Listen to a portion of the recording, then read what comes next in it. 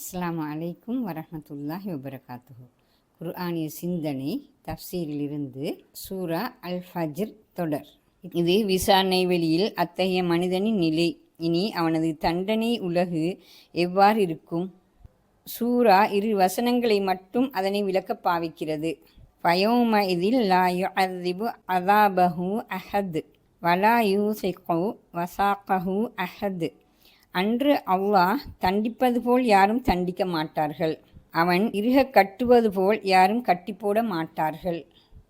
தண்டனை மிக பயங்கரமானது. யார் கொடுக்கும் தண்டனையோடும் அதனை ஒப்பிட முடியாது. அப்பயங்கர தண்டனை மனிதத்தன்மை கொடுக்கும் பொறுப்புகளிலிருந்து விலகிக் கொள்வோர், இறைவனுக்கான கடமைகளையும் சமூகத்திற்கான கடமைகளையும் புறக்கணிப்போர் என்போருக்கு கிடைக்கிறது.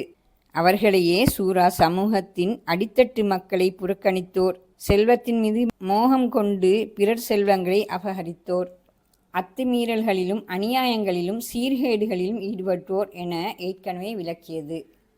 தண்டனையில் ஒரு பகுதி இறுக கட்டுதல், அதுவும் வித்தியாசமாக இருக்கும், ஒப்பிட முடியாததாக இருக்கும். ஏற்கனவே சூரா வரம்பு மீறல்களில் ஈடுபட்டோர், சீர்கேடுகளை விளைவித்தோர் பற்றி விவரித்தது. அவ்வாறு அநீதிகள் இழைத்தோர் மக்களை இறுக கட்டி தண்டனை செய்கின்றமை அவதானிக்கப்படுகின்ற ஓர் உண்மை. அந்த பின்னணியிலேயே சூரா இறுக கட்டல் என்ற இப்பிரயோகத்தை இங்கு விசேடமாக குறிப்பிட்டிருக்க முடியும். மறுமையின் தண்டனையை விளக்கும் போது அல் குர்ஆன் அதனை மிகப்பெரிய தண்டனை, மிக கடுமையான தண்டனை, இழிவு தரும் தண்டனை, வேதனை தரும் தண்டனை, பிரமாண்டமான தண்டனை, நிலையான தண்டனை என்றெல்லாம் விளக்குகிறது. இவ்வசனத்திலும் அல்லாஹ் தண்டிப்பது போல் யாரும் தண்டிக்க மாட்டார்கள் என குறிப்பிட்டமையும் இப்பின்னணியிலாகும்.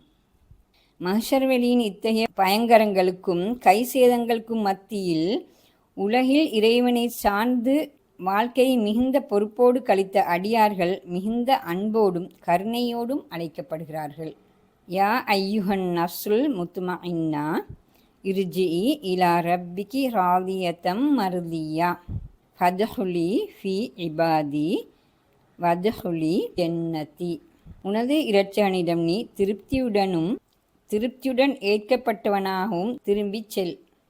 என் அடியார்களுடன் இணைந்து கொள், எனது சுவர்க்கத்தில் நுழைந்து விடு. அமைதி அடைந்த ஆன்மா என்ற இப்பிரயோகம் ஒரு மனோநிலையை குறிக்கிறது. ஆழ்ந்த இறை நம்பிக்கையின் விளைவாக வரும் மனோநிலை அது. அமைதி, நிம்மதி, திருப்தி, பாதுகாப்புணர்வு போன்ற கருத்துக்களையும் இப்பிரயோகம் குறிக்கிறது. சந்தேகம், கலக்கம், பதட்டம், மனக்குழப்பம் என்பவற்றிலிருந்து விடுதலை பெற்றிருத்தல் என இதனை எதிர்மறையாகவும் விளக்க முடியும். அல் குர்ஆனின் இவ்வசனம் இந்த மனநிலையையே உண்மையில் குறிக்கிறது. இறை நம்பிக்கையோடு வாழ்க்கை பாதையில் ஓடி இத்தகைய மனநிலையை சம்பாதித்து கொண்ட மனிதனே இங்கு அமைதி அடைந்த ஆன்மாவே என அழைக்கப்படுகிறான். சூராவின் ஓட்டத்தோடு இந்த கருத்து நன்கு புரியப்பட வேண்டும் என்ற வகையில் கீழ்வருமாறு அது நோக்கப்படலாம்.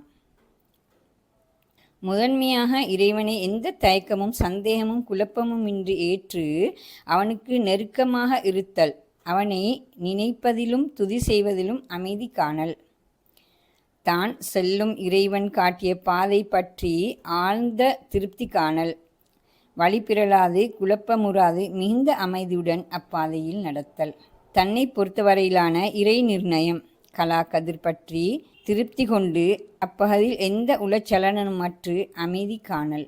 இந்த பின்னணியில் துன்பங்கள், கஷ்டங்கள், வறுமை, வாழ்க்கை வளம், வாழ்வின் திடீர் தாக்குதல்கள் போன்ற வாழ்க்கை சந்தர்ப்பங்களின் போதெல்லாம் நிலை குலையாது, பதட்டமுறாது, நிதானம் இழக்காது அமைதியாக அவற்றை எதிர்கொள்ளல். இறுதியாக குழப்பமும் பயங்கரமும் தடுமாற்றமும் நிறைந்த மனிதர்கள் நிதானத்தை முற்றிலும் இழந்து விடுகின்ற மஹ்ஷர் வெளியிலும் அமைதியும் நிதானமும் பேணி நிற்றல். இவ்வாறு உலக வாழ்வு முழுக்க ஓடி நிதானத்தையும் அமைதியையும் சம்பாதித்து கொண்டு மஹ்ஷர் வெளி வரை வந்துவிட்ட ஆன்மா அதன் இவ்வுயர் பண்பு கொண்டு அழைக்கப்படுகிறது. அடுத்த வசனத்தில் வரும் உனது இரட்சகனிடம் திரும்பிச் செல் என்ற பிரயோகம் இறைவனிடம் செல்வதை திரும்பிச் செல்வதாக குறிப்பிடுகிறது. இப்பிரயோகம் இத்தகைய ஆன்மாக்களின் அடிப்படை வாழ்விடம் இந்த பூமி அல்ல, ஒரு தற்காலிக பிரயாணத்தில் அவர்கள் இங்கே வந்தார்கள், இப்போது அவர்களின் அடிப்படை வாழ்விடமான அல்லாஹ்விடம் திரும்புகிறார்கள் என உணர்த்துகிறது. தொடர்ந்து வசனம் திரும்பிச் செல்லல் மனநிலையை விளக்குகிறது. திருப்தியுடன் ஏற்கப்பட்டவனாகவும் இங்கு இறைவனிடம் செல்லும் மனிதனும் திருப்தியுறுகிறான். இறைவனும் அம்மனிதனை திருப்தியுடன் ஏற்றுக்கொள்கிறான். உலகில் வாழ்ந்து அதன் சுக துக்கங்கள், பிரச்சினைகள், துன்பங்கள், போராட்டங்களில் கலந்து இதில் தன்னை வளர்த்த இரட்சகனிடம் மீண்டு செல்லும் போது அந்த இறைவன் தரும் கண்ணியத்தாலும் உன்னத வாழ்க்கையாலும் இத்தகைய ஆன்மா கொண்ட மனிதன் திருப்தியுறுகிறான். இறைவனும் இத்தகைய மனிதனின் உலக வாழ்க்கையால் திருப்தியுறுகிறான்.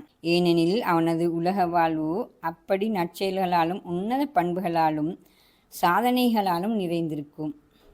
உண்மையில் வாழ்வின் சாதனை தன் வாழ்வு குறித்த திருப்தியே ஆகும். அந்த திருப்தி ஒரு முஸ்லீமுக்கு 2 வகையில் கிடைக்கிறது. ஒன்று, தனது செயல்கள், உழைப்புக்கள், சாதனைகள் வீண் போகவில்லை, அவை அதியுன்னதமான பரிசுகளை பெறுகின்றன என்ற திருப்தி. 2, தனக்கும் தனது செயல்களுக்கும் பிரபஞ்சத்தை ஆளும் மாபெரும் இரட்சகனின் அங்கீகாரமும் கிடைக்கப்பெற்றது என்ற உன்னத திருப்தி. அடுத்து சூரா அந்த திருப்தியின் அதி உன்னத விளைவை சொல்கிறது. என் அடியார்களுடன் இணைந்து கொள், எனது சுவர்க்கத்தில் நுழைந்துவிடு. இது இறைவனின் அழைப்பு, பரிசை பெறுவதற்கான அழைப்பு. எனது அடியார்களின் உள்ளே உனக்குரிய இடத்தை பெற்றுக்கொள். எனது சுவர்க்கம் என்ற மனித கற்பனையிலும் காண முடியாத சுக வாழ்வுக்கான உலகில் நுழைந்து என்றென்றும் நிரந்தரமாக வாழ்வை அனுபவி. இவ்வாறு உன்னதமான மனிதர்களுடனான அழியா உலக நிரந்தர வாழ்வு அது. சூரா தரும் சிந்தனைகளும் கருத்துக்களும். 1. இந்த சூரா இறை நிராகரிப்பு, தூதை ஏற்காமை, மறுமையை மறுத்தல் என்ற எந்த ஒரு விடயம் பற்றியும் நேரடியாக பேசவில்லை. வாழ்வு பற்றிய சடத்துவ பார்வை குறித்தும், வரம்பு மீறல், சீர்கேடுகள், அநீதிகள் இழைத்த 3 நாகரிகங்கள் பற்றியும் சூரா விவரித்தது. அத்தோடு சமூகத்தின் அடித்தட்டு மக்களை புறக்கணிக்கும் மனிதனின் போக்கு பற்றியும், செல்வத்தின் மீதான அவனது மோகம் குறித்தும் சூரா பேசியது. இந்த கருத்து பின்னணியிலிருந்தே மறுமை பற்றியும் அதன் தண்டனை குறித்தும் சூரா விளக்கியது.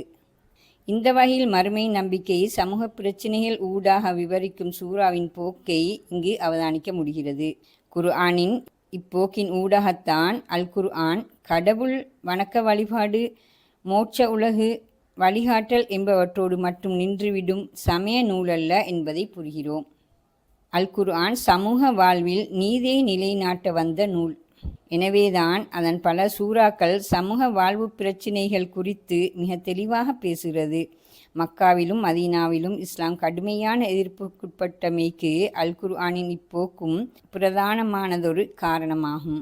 2. ஆழ்ந்த வணக்க வழிபாடுகள் வாழ்வின் அடிப்படையாக அமைய வேண்டும். ஏனெனில் அவை மனிதனை இறைவனோடு தொடர்படுத்தி அவனை சீர்படுத்துவதில் அடிப்படை பங்களிப்பொன்றை வழங்க முடியும். 3. இறைவன் மீது கொண்ட நம்பிக்கையின் ஆழத்தால் வாழ்க்கையின் பிரச்சினைகளை அமைதியும் நிதானமும் கொண்ட உள்ளத்தோடு எதிர்கொண்டு வாழ்ந்த மனிதன் வெற்றி பெறுகிறான். சுவர்க்கம் அவனுக்கு பரிசாக கிடைக்கிறது. இத்துடன் சூரா அல் ஃபஜ்ர் தஃப்சீர், அதாவது விளக்க உரை முடிவடைகிறது. இன்ஷா அல்லாஹ் அடுத்த வீடியோவில் சந்திப்போம். அஸ்ஸலாமு அலைக்கும் வரஹ்மத்துல்லாஹி வபரகாத்துஹு.